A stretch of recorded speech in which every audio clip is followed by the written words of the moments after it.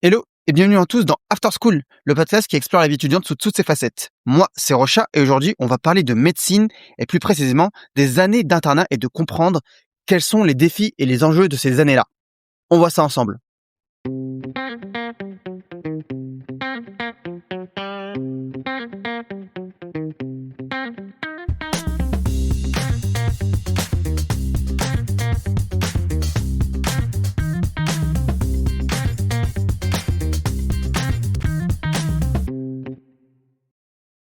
Alors, pour cet épisode, j'ai le plaisir d'accueillir sur le podcast Item, qui est interne en médecine au CHU de Besançon, qui va nous parler de son parcours en médecine et aussi de la vie, de la véritable vie d'un interne en médecine. Salut Item. Et salut Rocha, j'espère que tu vas bien. Ça va et toi? Écoute, ça va nickel, je rassure. Alors, pour expliquer un peu le contexte, nous sommes le 25 décembre, au moment où on tourne cet épisode, et Item sort de 24 heures de garde. Donc, ne vous inquiétez pas. C'est la double peine pour tout le monde, mais c'est nécessaire, c'est nécessaire. Oui, c'est pour la bonne cause. C'est pour la bonne cause, exactement. Du coup, t'es là aujourd'hui pour un peu nous présenter ton parcours, nous dire comment t'es arrivé jusqu'au CHU de Besançon, toutes les épreuves, et aussi, c'est quoi la véritable vie que mène un interne en médecine. Alors, très bonne question, très très bonne question. En vrai, il y a rien d'extraordinaire. Alors pour le parcours, si tu veux, c'est un parcours plutôt classique. Moi, de base, j'ai fait les études, j'ai fait l'entièreté de mes études à Nice, donc primaire, collège, lycée. Ensuite la fac, du coup, de médecine, première année. La première année où j'ai dû la tripler en fait en soi, donc j'ai passé en 3 ans. Ce qui m'a mis un tout petit peu de retard, mais ensuite les années qui ont suivi ont roulé normalement, donc tout s'est bien passé, jusqu'à la fin de l'externat. Donc la fin de l'externat, c'est la 6e année, fin de la 6e année de médecine, où par la suite, du coup, on a passé un concours. Enfin, c'est un peu différent, on y reviendra si besoin tout à l'heure, je t'expliquerai en détail, mais où ensuite on a dû le concours, le choix de notre spécialité, de notre ville, et à la fin du coup de ce choix, j'ai pris du coup médecine générale à Besançon. Ok. Et du coup, maintenant, ta vie, à quoi elle ressemble? Est-ce que voilà, c'est tout le temps des gardes? Est-ce que c'est entre garde et cours? Ou est-ce que c'est vraiment que de la pratique, que de la pratique, que de la pratique? Alors en tant qu'interne, en France, c'est assez spécifique. Ouais, pour donner, on va dire une statistique un peu arbitraire, hein, mais parce que ça dépend vraiment des spécialités, ça dépend aussi des subdivisions de rattachement. Nous ici, je dirais qu'il y a peut-être 90% de pratique, donc stage, enfin journée de stage, journée de pratique, enfin garde, les week-ends, la nuit. Alors pas tous les week-ends et toutes les nuits, hein, je te rassure. J'espère. Mais et puis allez, on va dire 10% environ de théorique avec des espèces de devoirs, on va dire des assimilés à des devoirs qu'on doit rendre pour la fac, à des préparations de la thèse, voilà, des petits travaux de recherche, des petites choses comme ça. Ok. Et qu'est-ce qui t'a poussé directement à faire médecine ou à continuer dans cette voie? Parce que, je vais pas mentir, quand on arrive en terminale, t'as énormément d'étudiants qui veulent faire médecine, et essentiellement beaucoup de filles. Toi, c'est quoi qui t'a poussé dans cette voie à choisir médecine après la terminale? Alors ça, moi personnellement, c'est depuis tout petit en fait, hein, que j'avais ça en tête. Je devais avoir 6 ou 7 ans. J'avais deux domaines qui m'intéressaient énormément. Enfin deux domaines, en tout cas deux choses et deux milieux qui m'intéressaient énormément. C'était le corps humain et l'astronomie. Donc je savais que c'était voilà, soit dans le spatial, soit dans le médical. J'ai vu mes notes au lycée en physique, je me suis dit qu'il valait mieux choisir du coup médecine. On va dire, allez, c'est bon, on fait une redirection là. Ou exactement, là, il y avait plus de choix possible. Et puis, alors je suis passé par différentes étapes pendant l'adolescence forcément, hein. J'avais réfléchi aussi un peu de la psychologie que j'aimais beaucoup, même un peu de droit. Enfin, les années passant, je me suis rendu compte que vraiment les domaines qui m'intéressaient à 100%, c'était vraiment comprendre le fonctionnement du corps humain, donc la médecine, et que c'est ça qui me plaisait, et je savais que je voulais faire ça. Après, arrivé à la fac, effectivement. Alors moi, à l'époque, il y a 8 ans maintenant de ça, à peu près. Ouais, même plus. L'entrée en fac, ça a été il y a presque 10 ans. Ouais, Ça c'était en rajeunit 2016, non? pas, ouais, tout ça. Exactement. Ça rajeunit pas du tout. Et en fait, c'était un autre système. Donc, il y avait pas encore la réforme de la PASLAS. À l'époque, c'était ce qu'on appelait la PACES. Donc, tu avais une première année. Il fallait finir dans les 800, à Nice, en tout cas, il fallait finir dans les 800 premiers pour pouvoir éventuellement redoubler. Si t'étais derrière, tu pouvais même pas prétendre à redoubler, il me semble, de tête. Et puis, si tu voulais vraiment médecine, sur les 1400 personnes à peu près qu'on était, il fallait finir dans les 120 premiers. Donc autant dire, la première année au lycée, j'étais du genre à pas trop être assidu en cours. Ce qui expliquait aussi potentiellement mes notes en physique, hein, du coup. Aïe, aïe, aïe. J'ai eu une grande facilité au collège. Au lycée, je me suis un peu laissé aller et en fait, avec des mauvaises habitudes, ben, en première année de médecine, ça paye pas. Alors, je sais pas comment j'ai fait pour réussir à finir dans les 800 premiers, j'avoue, en me rattrapant un peu au deuxième semestre. Là, j'ai dû redoubler la première année, comme beaucoup. Sauf qu'en redoublant cette première année, ça a toujours pas suffi. Alors, il y a eu plusieurs événements aussi personnels, hein. J'ai dû être hospitalisé suite à un accident, j'ai perdu mon arrière-grand-mère, enfin, des décès, etc.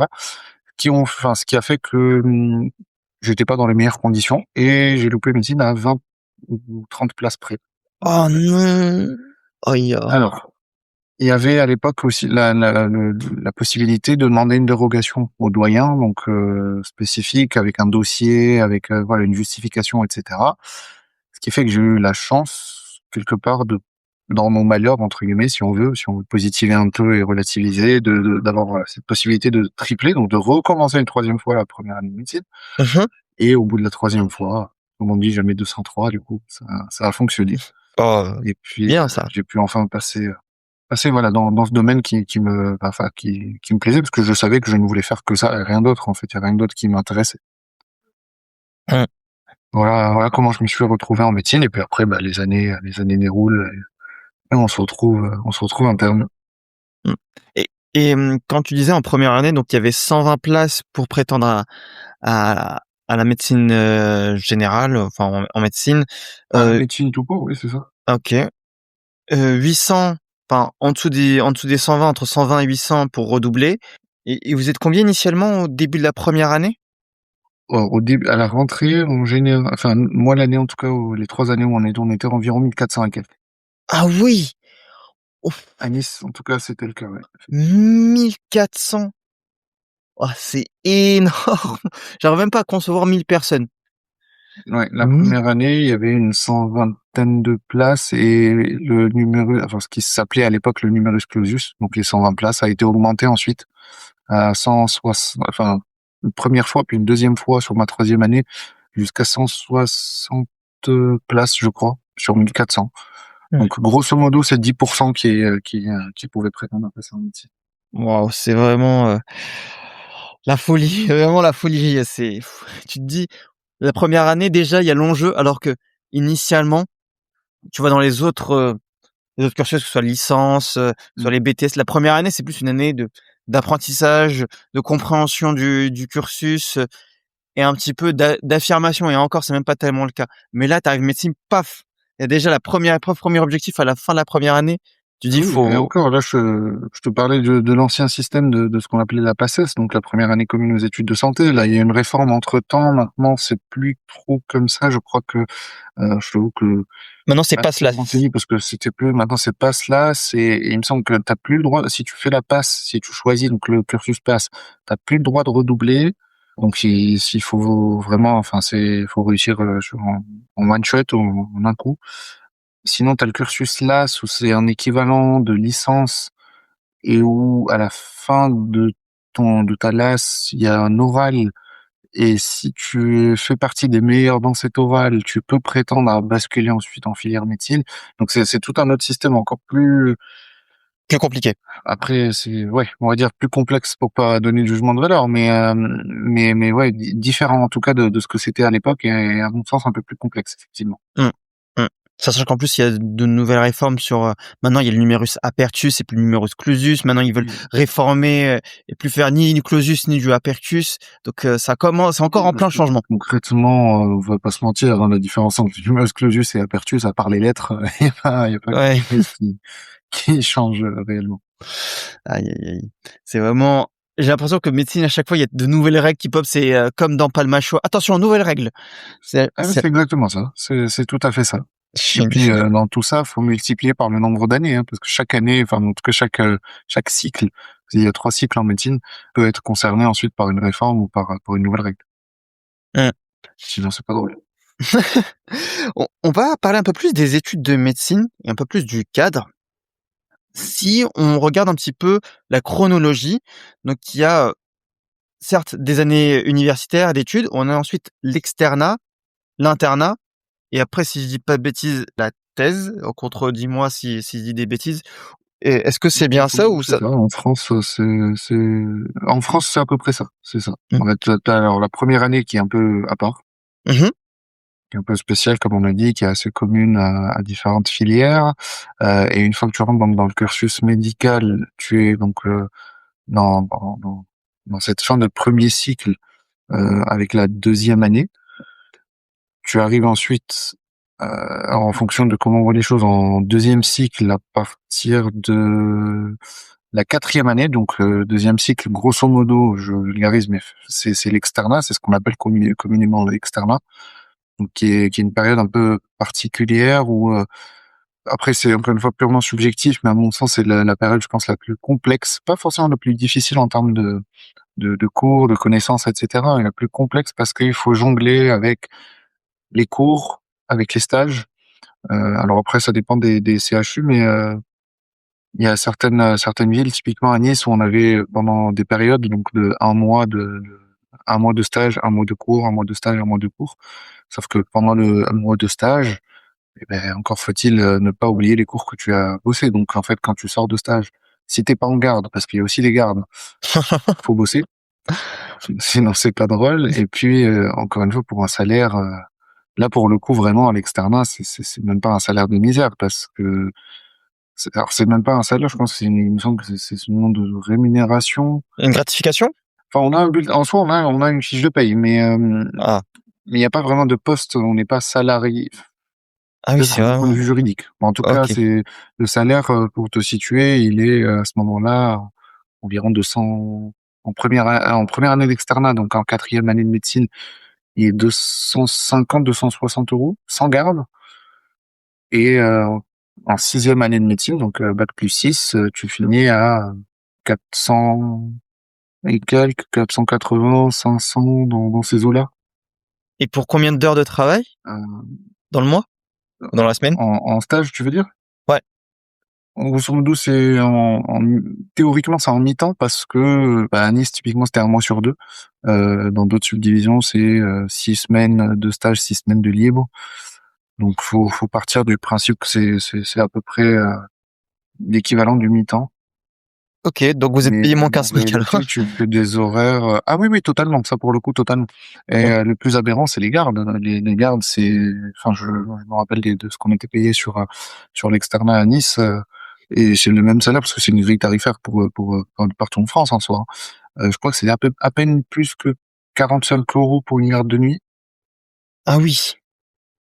Oh! Et en sachant que nous, le samedi, on faisait du midi 8 heures, donc on commençait à midi ou midi 30 et on finissait à 8 heures du matin le dimanche. C'était 45 € aussi. Ah ouais, non, vraiment, c'est abusé, c'est Voilà, abusé. dans ces eaux-là. Pour ouais, pour l'externat concrètement entre ça, le stress du concours qui s'approche, la gestion de la vie privée parce qu'à côté, s'il n'y a pas la chance d'avoir des proches, de pas pouvoir habiter chez papa-maman, de pas avoir d'aide, et cetera, bah, faut aussi gérer les dépenses de la vie courante. Mmh. Et puis pareil, on dit qu'effectivement les cours sont gratuits. Enfin, la fac, c'est quasiment gratuit parce qu'il y a les frais d'inscription en début d'année, et puis c'est tout. Mais en réalité, nous, on a les cours de médecine qui s'apprennent beaucoup, soit via des plateformes privées, Mmh mh. il en existe plusieurs, Enfin, il y en a plein, plein. Soit via les référentiels principaux, c'est des livres rouges, des gros livres, ce qu'on appelle des collèges, qui sont rédigés par des professeurs à différents endroits en France, donc des professeurs souvent référents, et c'est sur ce programme-là que vont tomber ensuite les questions du concours. Sauf que ces gros livres rouges, c'est ce qu'on appelle les collèges, donc ça coûte 40 € à peu près en moyenne par livre. Donc, je saurais pas te dire exactement combien il y en a, mais il doit y en avoir une trentaine, peut-être même plus. Mon Dieu, mais le gouffre financier, en fait, que c'est? C'est tu gagnes pas d'argent et en plus tu en Il y dépenses. a exactement, c'est ça. Ça c'est peut-être une petite facette aussi de l'externat qui est pas souvent connue. Et les études de médecine qui est pas forcément connue en France, en pensant que tout est gratuit. Malheureusement, Ouais. c'est pas le cas. Et puis ensuite, à l'hôpital, il faut aussi savoir qu'on sert derrière de petites mains. Outre le fait de devoir apprendre notre métier, d'être au contact du patient, d'apprendre un peu de clinique, etc. Et ben quand il manque une secrétaire, qu'il faut aller faxer des documents, ben c'est donc, enfin, qui devront y aller. Je dis nous quand j'étais à l'époque de l'externat, hein, mais c'est les collègues externes, enfin qui doivent s'en charger souvent. C'est souvent le sale boulot, voilà, qui retombe. Ouais. Et du coup, c'est quoi les principales différences maintenant que tu es en internat? Qu'est-ce que tu constates de nouveau, de différent en internat par rapport à l'externat? Bah, par rapport à l'externat, il y a quand même une grosse différence. Il faut savoir un truc aussi, c'est que du coup, une fois que tu es interne, encore une fois en France, le terme de interne, c'est quand même assez spécifique à la France.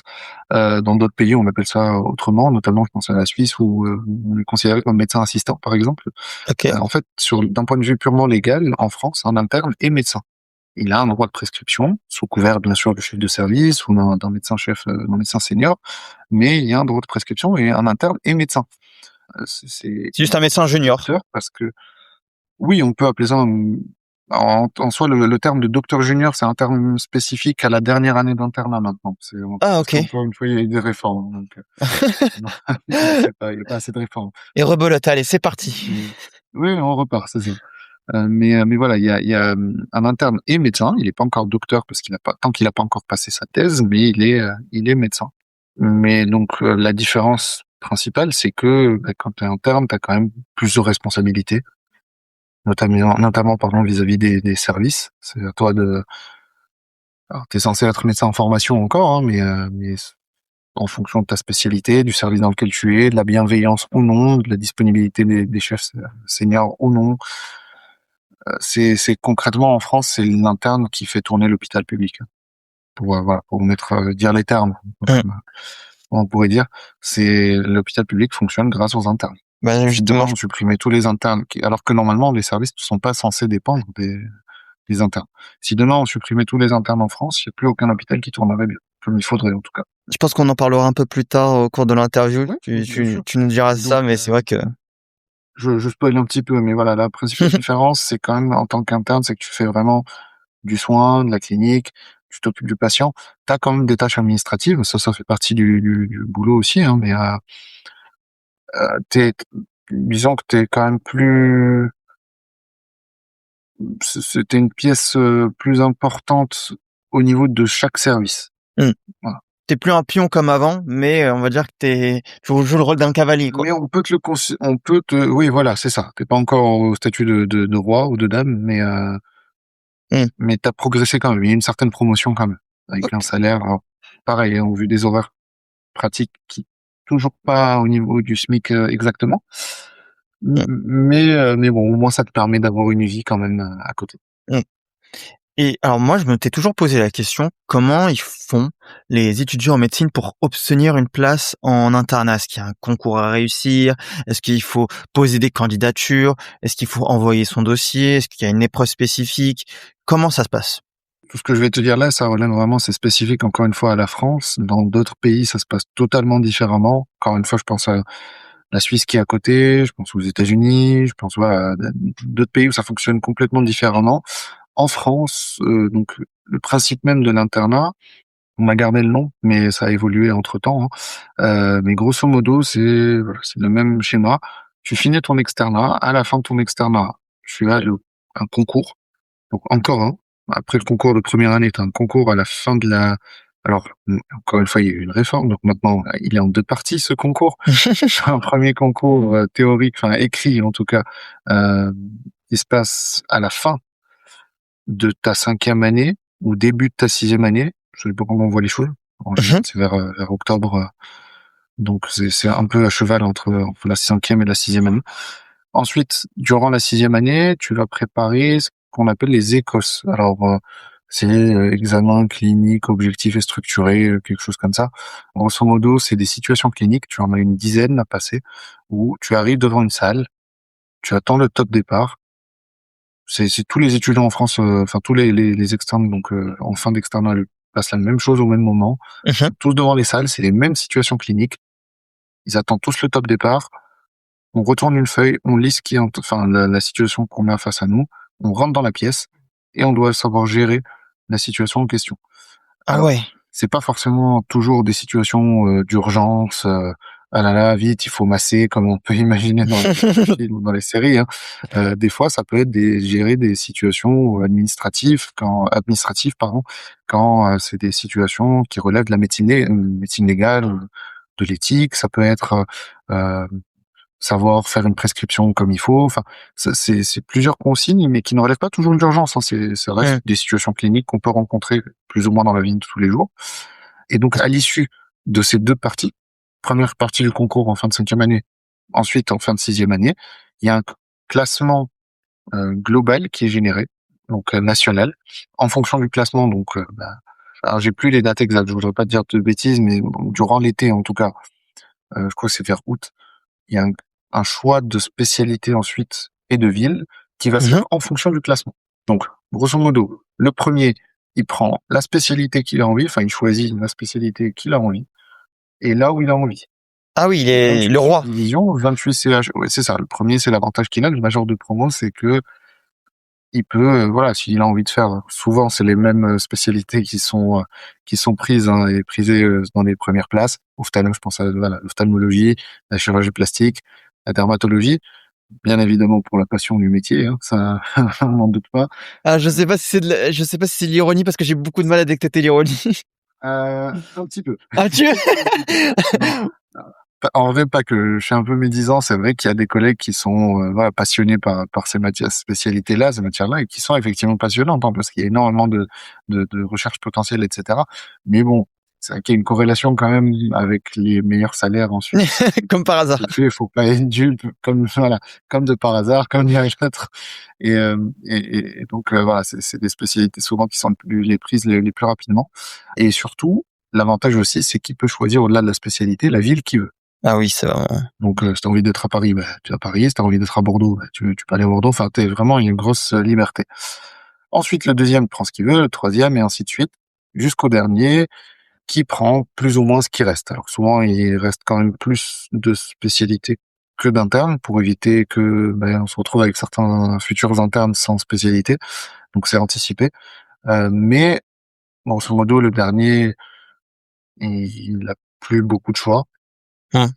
et donc il doit choisir la spécialité qu'il prétend dans la ville qui reste en tout cas. Et toi, tu avais eu le choix à ton Et époque? puis voilà. Alors moi, j'ai hésité un petit peu entre la médecine générale et la médecine d'urgence. J'avais de la chance parce que c'est pas forcément des spécialités qui partaient dans les premières places. OK. En tout cas, en médecine générale, l'avantage c'est qu'il y a énormément de places. Donc, Mmh. pour autant, c'est pas enfin, une spécialité qui est délaissée. Quoique avec les réformes, encore une fois actuelles, qui se préparent de plus en plus, mais à ce moment-là, en tout cas, il y a autant des personnes dans les premiers qui la choisissaient que des personnes dans les derniers parce qu'il y a assez de place quand même. Donc ouais, j'aimais beaucoup la médecine générale, la médecine d'urgence. J'ai fini par prendre la médecine générale parce que j'avais pas forcément la médecine d'urgence à Nice. Ah d'accord. Donc si je l'avais eu, je pense que je serais resté à Nice en médecine d'urgence. Du coup, j'ai pris médecine générale. Je me suis dit que c'était l'occasion aussi de partir. En faisant un peu des recherches, je connaissais pas du tout Besançon ni les villes alentours. En fait, toute la région de Franche-Comté, je connaissais vraiment pas du tout. Et en faisant un peu les recherches durant l'été, je me suis rendu compte que c'était pas si mal en réalité, même géographiquement parlant. On se retrouve à 2 heures de Paris, 2 heures de Lyon, à 1 heure, même pas de l'Allemagne, 40 Ah oui, minutes de la Suisse. Donc, c'est mine de rien, c'est un beau carrefour. c'est pas, oui, c'est vraiment, enfin, c'est une région qui est pas très, très peuplée. La Franche-Comté, hein, je pense que il y a assez de stéréotypes dessus et et on peut en rigoler, il y a pas de souci. Mais elle a ses avantages quand même. Elle a de gros avantages, c'est très nature, voilà, pour faire des randonnées, enfin, pour faire du sport, franchement, voilà, je regrette pas du tout, au contraire. C'était pas forcément un choix par dépit. J'avais le choix entre plusieurs villes et c'est celle qui me convenait le plus sur le plan théorique et je regrette pas du tout en pratique. Ok, super. Voilà. Et ensuite, une fois que tu es distribué dans ta subdivision, en fonction de ta spécialité, ensuite, on reprend les classements que vous aviez avec tous les co-internes qui ont choisi la spécialité dans la ville en question. Il y a un nouveau classement en interne qui est fait. Ok, Donc, là, en l'occurrence, tous les internes qui ont choisi médecine générale à Besançon, on a tous été reclassés avec nos classements de départ, mais entre nous. ok. Et ensuite, on repart pour un tour pour les stages, parce que tous les 6 mois, on est censé changer de stage. Oh là là. Pendant combien de temps? Avec une maquette pendant, alors, enfin maintenant c'est 4 ans. Oh, ça veut dire que tu dois En sachant que 8 la stages? dernière année, c'est ça, c'est ça. Ouah, c'est Oui, oui, c'est horrible. ça exactement. En sachant que la dernière année, ils sont pas très au clair parce que c'est une nouvelle réforme qui date d'il y a 2 ans même pas, et bien sûr ils sortent une réforme sans vraiment être sûr d'avoir les ressources nécessaires pour Ah. l'appliquer. Ils savent même pas si elle est viable ou pas, Voilà. ou elle est faisable, ils la font quand même, quoi. Exactement. Même nous, on est encore dans le flou. On sait pas comment ça va se passer. Est-ce qu'il y aura assez de stages en libéral? Est-ce que on va devoir faire de l'hospitalier? Si oui, dans quelles conditions? Les salaires, comment ça va se passer? Parce que la dernière année, comme j'ai expliqué un petit peu tout à l'heure, c'est une année de docteur junior, donc c'est un peu particulier. On est censé avoir des responsabilités quand même d'un médecin senior, étant donné qu'on a déjà passé notre thèse auparavant. Mhm. Donc on est docteur. Donc est-ce que les salaires vont être revalorisés? Si oui, comment? Est-ce qu'il va y avoir un plafond? Enfin, il y a énormément de questions floues Ouais. qui restent, en tout cas, dont les réponses restent un peu dans le flou encore. Ah oui, vraiment, Et c'est... donc en soi, voilà, le classement est fait en interne et ensuite, pareil, on recommence. Bis repetita, le premier choisit le stage qu'il veut, le deuxième, le troisième, ainsi de suite, et le dernier, il prend principalement les stages qui restent. ouais, c'est vraiment... J'ai l'impression qu'à chaque fois, à chaque étape, c'est les Hunger Games. Ou Squid C'est Game. à peu près ça. Ouais, exactement. C'est un peu comme ça. Ah, sauf que c'est légalisé, là. Il y a un cadre légal, même Voilà. s'il est Et flou. après, le seul avantage, c'est que si tu valides tes stages, quoi qu'il arrive, certes, il y a un peu de souffrance, mais tu finis quand même médecin, quoi qu'il en soit. Ah, ouf, c'est déjà ça. C'est déjà une victoire assurée dans tous les cas. À condition, bien sûr, encore une fois, de valider les stages. Hein. Faut pas faire n'importe quoi. Voilà, faut quand même être un minimum compétent. Ah, je te propose qu'on rentre un peu plus dans le sujet de l'internat et qu'on parle un peu plus concrètement de cette étape-là. Comment ça se décompose l'internat? Est-ce qu'il y a des cours? Est-ce qu'il y a des stages? Est-ce qu'il y a des séances, on va dire, de travail en commun? Est-ce que tu vas voir directement les patients? Alors, l'internat, donc, j'avais commencé un petit peu à spoiler, pareil tout à l'heure, hein, quand je faisais la différence avec l'externat. Hein. L'internat, grosso modo, la grosse partie, l'énorme partie hein, de l'internat, c'est les patients. Donc, tu es en stage. Alors, auprès des terrains de stage, ça va dépendre de plein de facteurs. Ça va dépendre de ta spécialité, ça va dépendre de la subdivision en question, ça va dépendre de si tu es en périphérie ou pas. Mais ce qui, théoriquement, doit être en place, nous, on a de la chance quand même en périphérie de Besançon, c'est comme fortement, enfin là où moi je suis actuellement, c'est très respecté. C'est un temps de travail hebdomadaire qui ne doit pas dépasser, donc il doit être au maximum de 48 heures par semaine. Déjà 48 heures, c'est pas mal, hein. Alors oui, c'est l'équivalent du coup de 8 demi-journées de travail. On a le droit normalement à une demi-journée d'auto-formation et une demi-journée de formation. Donc en fait, ça couvre les 5 jours de travail dans la semaine. Euh, à savoir que les 48 heures, c'est un temps qui est censé théoriquement être maximum, qui peut par contre ponctuellement être dépassé. Il faut juste que ce soit lissé sur 3 mois. Donc c'est en gros la moyenne hebdomadaire sur 3 mois qui ne doit pas dépasser 48 heures par semaine. Ok. Ce qui fait qu'on se retrouve parfois dans des situations un petit peu rocambolesques et je pense spécifiques à la médecine et à l'internat où ça m'est déjà arrivé de faire 90 heures semaine. 90 heures semaine. Ouais, autour des 90 heures. Mais déjà, Je ne savais même pas qu'il y avait 90 heures dans une semaine. bah, si on fait 7 fois 24, ça fait un peu plus de 160 heures dans une semaine. Ouais. Mais faut partir du principe que j'étais quasiment tous les jours cette semaine-là à l'hôpital. Alors, non pas qu'on me l'ait imposé. Pour le coup, nous, comme je disais, on a cette chance quand même d'être assez encadré. Et l'administration est assez vigilante là-dessus. Là, en question, c'était plus, ça m'arrangeait aussi parce que ça me permettait de me libérer ensuite la semaine d'après et donc de me prendre quasiment une semaine de vacances, en fait. Ok. C'est pas de vacances, ça rattrape simplement, du coup, les horaires. Au lieu de les faire sur 2 semaines, je les ai condensés en une semaine. Euh, Hmm.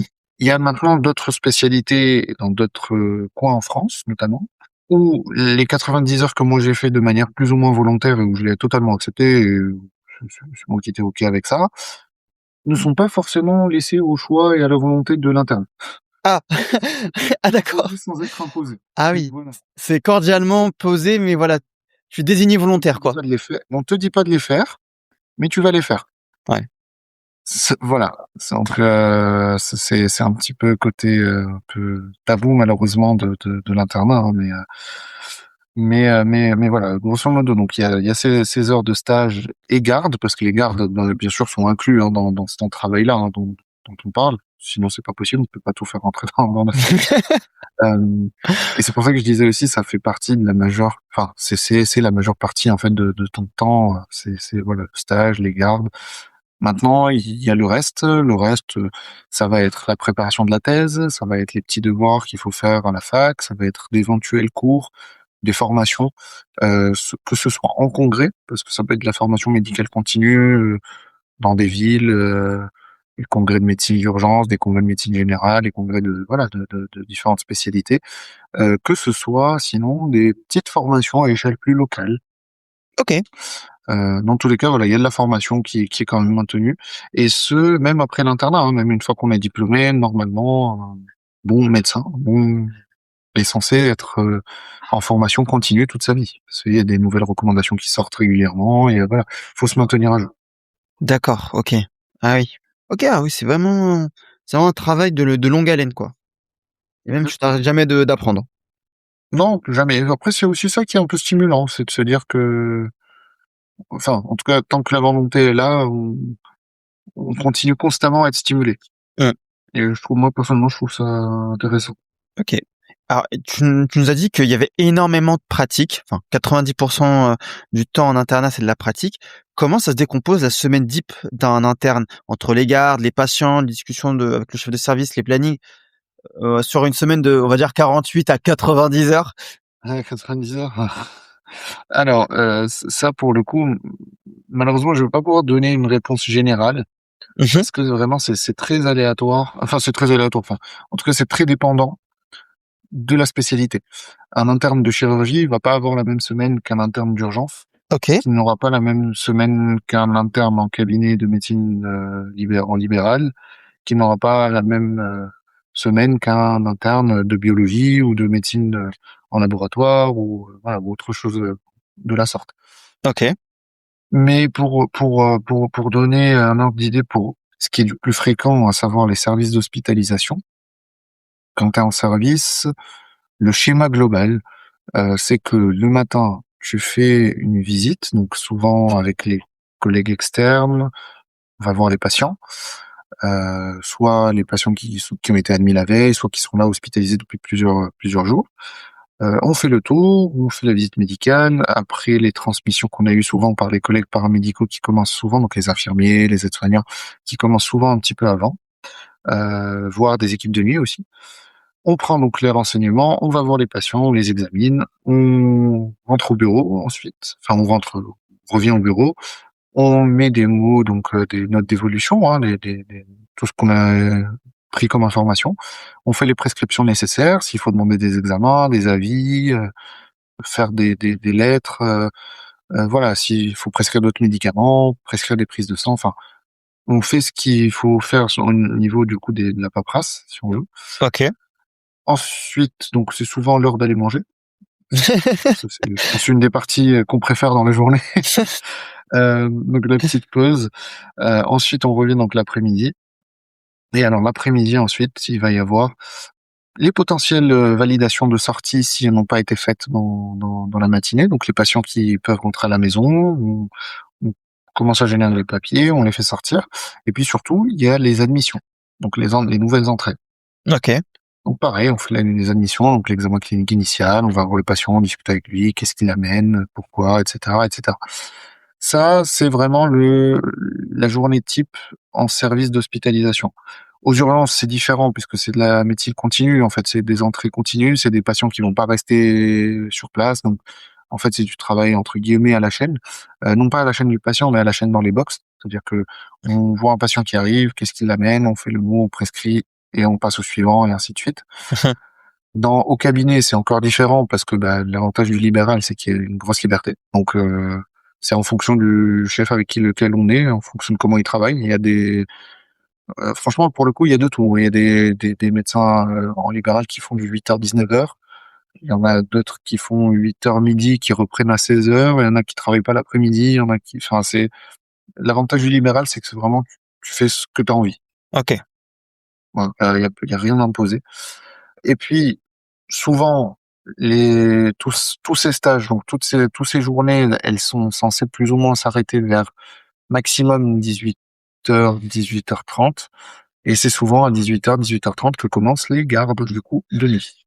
Oh là là, ouais, à chaque fois, moi, ça me fait c'est un mot qui me fait terriblement peur, les gardes. J'ai l'impression que il peut se passer tout comme il peut se passer rien pendant ces gardes. Exactement. Moi, c'est pas qu'une impression, en pratique, c'est exactement ça. Il y a des journées, enfin, il y a des périodes, souvent, et en fonction d'où tu te situes. C'est sûr que si t'es au CHU de Nice en plein mois de juillet, il se passe souvent tout, plus que rien. À contrario, si t'es dans une périphérie, dans la campagne, et que il y a pas de journée, il y a pas de fête précise, enfin il y a aucun événement spécifique, oui, ça peut être calme. Mmh. Donc ça dépend de plein de facteurs, mais voilà, après les gardes commencent et après ça dépend, tu es en garde dans quel service, est-ce que c'est de la réanimation, est-ce que c'est de l'urgence, est-ce que c'est les gardes des étages, enfin tout dépend ensuite.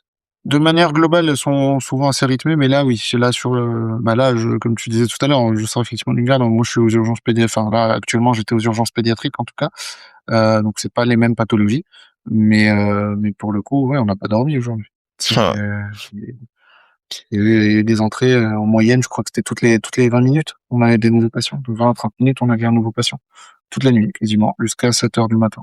Et vous devez gérer à peu près combien de patients par jour quand vous êtes interne? Il y en a combien? Une vingtaine, une trentaine? Alors ça, pareil, c'est extrêmement variable. C'est vraiment extrêmement variable. Ça dépend du service, ça dépend de... Tu veux dire en garde ou en stage? Parce que... On va dire hors garde.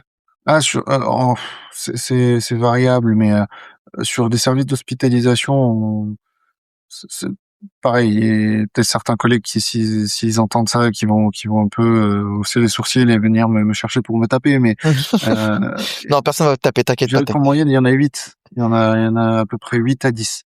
OK. Mais voilà, il y a des services où ils sont beaucoup plus de patients à gérer par interne. Moi, j'ai déjà vu des collègues qui ont géré jusqu'à 14 par interne, ce qui est juste ingérable parce que pour faire les papiers de 14 personnes sur une matinée, Ouais, c'est c'est pas très facile. compliqué. Sans se mélanger les pinceaux, en prenant le temps de parler avec le patient, en prenant le temps de le réexaminer, etc. C'est juste ingérable. Et puis, à contrario, il y a des services où il y a 4 patients par interne. Mais là, tout de suite, c'est plus Pareil, ça gérable. dépend. Oui, oui, 4 pour le coup, c'est beaucoup plus simple. Tout dépend aussi de la période. Par exemple, je pense à la pédiatrie où je suis actuellement en stage. L'été, ils avaient 4 patients dans le service à un moment donné. En Ah oui, périphérie, hein, je parle, oui. c'est un cas précis, mais enfin spécifique, mais c'est juste pour te donner un ordre d'idée. Euh, 4 patients dans le service, tu t'ennuies parce qu'il y a déjà 2 chefs, 2 internes, ça te fait Ouais. un patient par médecin. Voilà, Ouais. la journée est longue. À contrario, là, avec l'hiver, les épidémies qui ont lieu là actuellement, toutes les places sont prises et on n'a plus de place pour hospitaliser certains patients qu'on est obligé de transférer ailleurs. Oh là là, ça c'est Donc horrible. c'est pour ça que je te dis, c'est difficile de te dire combien par jour, ça dépend d'énormément de facteurs. Mmh. Mais bon, pour donner un ordre d'idée, voilà. En hospitalisation classique, on est autour de 8 en Mmh. général. Alors tu parlais juste avant, donc des gardes et du coup transition parfaite avec, l'équilibre entre vie pro et vie perso. Comment ça se passe, au quotidien? Parce que alors j'ai une amie qui est aussi interne, elle me dit: Mmh. «Bon, en vrai, je gagne bien ma vie, bien, ça va en vrai». C'est pas mais après elle Ouais. faisait énormément d'heures, énormément, Oui, énormément c'est ce d'heures. que j'allais dire. Rapporté au taux horaire, c'est souvent moins que le SMIC, entre Oui, c'est guillemets. ça. Mais en vrai, c'était tout à fait convenable, mais vraiment elle travaillait beaucoup. Oui, bien Mais le sûr. problème, c'est qu'elle arrivait pas à profiter de son salaire parce que, bah, elle avait pas Mmh. donc Ça dépend de sa spécialité. Honnêtement, ça dépend vraiment des spécialités. Sont connues, hein, c'est un cliché, mais pas que. Mais il y a certaines spécialités. On pense à la neurochir, on pense aux neurochirurgie du coup, on pense aux collègues internes aussi en gynécologie et obstétrique qui font en moyenne des horaires démentiels et pour le coup, ou même aux collègues en service classique, en service conventionnel d'hospitalisation, qui sont obligés de faire des, heu, que des journées, donc qui sont là tous les jours de la semaine, qui font souvent des 8h-19h. Quand tu fais 8h-19h tous les jours, bah, tu te reposes plus, quoi. c'est compliqué du coup derrière de pouvoir profiter. Tu peux pas, enfin le sport, quand tu sors à 19h, t'as plus d'énergie, tu plus le temps aussi. Il faut aller préparer à manger, rentrer, dormir à un moment donné aussi, c'est important. Et à contrario, il y a d'autres spécialités quand même qui sont un peu plus chill, hein. J'en citerai pas parce que le but c'est pas, voilà, faut- on les connaît et c'est pas du tout, je dis pas ça par jalousie ou quoi que ce soit. Au contraire, hein, c'est un choix stratégique aussi que beaucoup d'internes ou de futurs internes sont amenés à faire. C'est malheureux, mais moi j'ai entendu des copains avant le choix de l'internat qui disaient: «J'aurais aimé faire, gynécologie obstétrique, j'ai le classement pour, mais honnêtement, je me vois pas passer 5 ans de ma vie à faire des horaires, comme je disais tout à l'heure, à 90 heures semaine». Je vulgarise un petit peu, mais Mmh. heu, Ouais. 90 heures semaine, tout le temps quoi, pendant 5 Mmh. ans. Oui. Il C'est y en a ouais. qui ont renoncé potentiellement à des spécialités, comme ça à cause de ces horaires-là. Donc c'est un choix aussi stratégique et qui est respectable, autant dans un sens que dans l'autre. Mmh. Et pour toi, comment ça se passe? Comment tu arrives à faire le distinguo entre vie pro, vie perso, comment tu arrives à le faire? Ou Alors si personnellement, alors déjà il y a le côté médecine générale qui est gros, enfin qui est vachement avantageux. Heu, En fait, en médecine générale, avec le directeur de médecine générale de Besançon en plus, qui veille quand même à ce que les horaires, comme je disais, restent respectés. Le directeur de médecine générale, en gros, c'est le responsable de la médecine générale au niveau de la fac, donc pédagogique, mmh. et donc des internes de médecine générale également. Voilà, qui est très, très pointilleux là-dessus. J'ai la chance aussi, comme je disais, dans l'administration de l'hôpital dans lequel je suis, pareil, ils sont très regardants là-dessus. Donc, du fait, juste du respect de la loi, en fait, tout simplement, ce qui devrait pas être exceptionnel, ce devrait être juste normal Ouais, juste, ou juste l'est la base.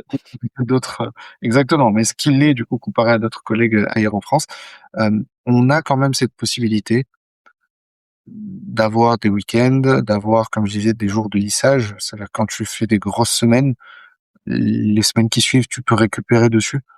C'est un peu l'équivalent des RTT. Je sais pas si on peut Ouais. dire ça comme ça. Mais légalement, c'est pas noté comme tel, mais c'est le même principe. Mmh. Euh, Ça te permet de récupérer ensuite, et donc de souffler un petit peu. T'as les week-ends où tu peux aller, voilà. Après, encore une fois, tout dépend où tu te situes, tout dépend de ce qu'il y a à faire et tout dépend de ce que tu appelles profiter de la vie à côté. Mais moi, personnellement, vraiment à titre personnel et pour le coup, c'est très subjectif, je voudrais pas m'en parler à la place de mes collègues, hein, mais je pour l'instant, ça va, j'arrive à combiner les 2. OK. Bon, c'est déjà le principal. C'est déjà bien si tu arrives à Oui, c'est ça, c'est pour ça que non, non, c'est viable, hein, je rassure, la plupart des gens, c'est assez viable. OK. Et est-ce que tu penses qu'il faut peut-être aller, si c'est pas assez viable à notre goût, aller en parler, en disant: «Bah, j'aimerais bien avoir un peu ce jour-là». Enfin, est-ce qu'il y a des discussions qui sont possibles avec les supérieurs ou pas du tout? Alors après, on a nos 5 semaines de congé, par an, hein, quand même, mine de rien. Ah!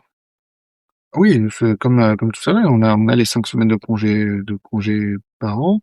Après, encore une fois, il y a bien remarqué et ça dépend, il faut que le chef de service puisse accepter et que ça n'empiète pas sur le fonctionnement du service. Oui. Alors après, il y a toujours cette discussion un peu, là je laisserai les juristes, pour faire le travail, je me positionnerai pas. C'est, normalement, le chef, ça doit pas empiéter sur le fonctionnement du service. Mmh. Mais d'un autre côté, légalement, l'interne n'est théoriquement, je dis bien théoriquement, n'est pas censé faire tourner l'hôpital. Oui. Le fonctionnement de l'hôpital n'est pas censé dépendre de l'interne puisqu'il est censé être médecin en formation. Mmh. Maintenant, dans la pratique, l'hôpital dépend des internes. Donc, il y a ce côté de, alors on respecte quelle loi en fait? Est-ce qu'on respecte le fait de pas empiéter sur le service ou est-ce qu'on respecte le fait que, l'interne est censé ne pas être justement, à la base du fonctionnement de l'hôpital? Ouais, c'est ça. C'est qui est-ce qu'on refuse de négliger, quoi? Oui, c'est ça. On néglige quel côté? Mais voilà, théoriquement, en tout cas, on a nos 5 semaines de congés par an, on a, les jours de formation pour aller en formation, on a des week-ends quand même, quand on n'est pas tous les week-ends de garde, ce qui légalement parlant n'est pas censé être le cas non plus. On a des petits moments quand même à droite à gauche. OK. Mais, encore une fois, par rapport à la charge de travail qu'on a derrière, Mmh. est-ce que c'est suffisant? Tout dépend, là, pour le coup, tout dépend des cas. OK. Alors je te propose qu'on passe à une petite rubrique qui s'appelle la révélation. Alors, est-ce que dans le monde de l'internat de médecine, est-ce qu'il y a un tabou? C'est-à-dire un sujet qui est présent, dont les gens du quotidien, c'est-à-dire moi, les autres personnes qui sont en dehors de ce milieu-là, ne connaissent pas ou, n'ont jamais entendu parler, mais qui est vraiment omniprésent dans le milieu médical, au niveau des internes? Encore une fois, je te réponds comme souvent, hein, ça dépend donc comme depuis tout à l'heure, hein, ça dépend de la spécialité. Mais et je vais faire une fixette un petit peu sur ça aussi, mais c'est les horaires dont je te parlais Mmh. tout à l'heure. Voilà, il y a parfois des services où, tout le monde le sait que la loi n'est pas respectée, que par conséquent, il y a une mise en danger de tout le monde, hein, de l'interne, parce que quand il rentre chez lui et qu'il est à moitié fatigué, sans avoir dormi, bah, il risque l'accident et c'est déjà arrivé à plusieurs reprises, sur la périphérie enfin sur la subdivision de Besançon. Malheureusement, on a Waouh! perdu de nos camps internes l'année dernière, Oh là! sur un accident de la route. Enfin, j'ai des chefs, qui ont déjà eu des accidents en repos de garde, c'est déjà arrivé à plusieurs reprises, hein. Il y a la mise en danger du patient, parce Oui. que je doute que si le patient, qui arrive à 5 heures du matin, il sait ou en tout cas, enfin, il le sait souvent, il est pas dupe, mais que s'il conscientise réellement et qu'il se dit que la personne en face de moi, elle a pas dormi depuis 24 heures et qu'elle doit potentiellement être à la base de la prescription de certains médicaments qui pourraient me tuer à tout moment, je suis pas sûr qu'il soit OK avec la situation. C'est-à-dire que si demain Mmh. on monte dans un avion et qu'on te dit que le pilote, il a pas du tout dormi depuis 24 heures, mais t'inquiète, ça va le faire. Je suis pas sûr que tout le monde serait serein, tu vois? Donc, et ça, c'est vraiment, c'est des choses, dont tout le monde parle, tout le monde est au courant, ça revient souvent, malheureusement parfois de manière pas très joyeuse. Mais voilà, ça continue à se faire et personne ne prend la chose plus au sérieux que ça. Et tu arrives à comprendre pourquoi on n'en parle pas assez dans les médias? Parce qu'on a dit: «Oui, l'hôpital, l'hôpital, l'hôpital», Oui, ils disent: «Oui, l'hôpital, c'est on va dire, heu, c'est un établissement», mais il y a derrière, il y a des personnes et on ne montre pas assez le fait que on dit: «Oui, le personnel médical, mais il y a aussi des internes qui, eux, comme tu m'as dit, c'est ça fait partie du personnel, mais c'est un statut assez spécifique, mais qui sont clairement exploités là en termes, enfin, pour le dire de manière très crue, c'est de l'exploitation légale». c'est à peu près ça. On est en fait, le truc, c'est que quand tu arrives à l'hôpital public et que tu commences à voir un peu le fonctionnement, c'est en France, encore une fois, hein, c'est malheureux. Toutes les personnes, tout le personnel soignant, hein, quel qu'il soit, est exploité d'une manière ou d'une autre. Mmh.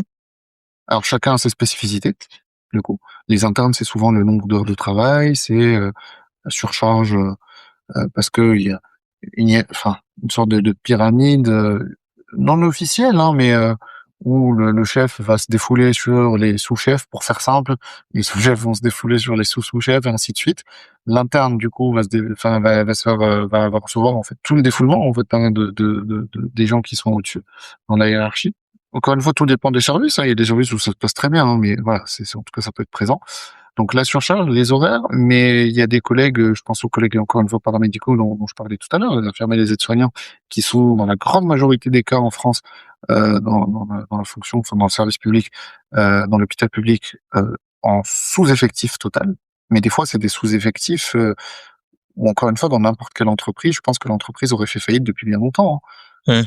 Dans certains CHU, bon, je T'es citerai pas de nom, parce que le but encore une fois n'est pas voilà, mais ils étaient aux urgences à moins 13 personnes. ah oui. Faire tourner un Oh là là. poste avec 13 personnels manquants pendant plusieurs semaines, bah faut bien combler les postes. Ça Donc on fait comment? Donc bah ça, enfin tout le travail retombait sur des les collègues infirmiers qui, notamment, je pensais aux infirmiers pour le coup, voire il y avait des aides-soignants aussi qui étaient en sous-effectif, qui du coup, ben se retrouvaient à devoir faire le travail de 2 personnes. oh là là. Donc pareil, l'exploitation aussi de ce côté-là.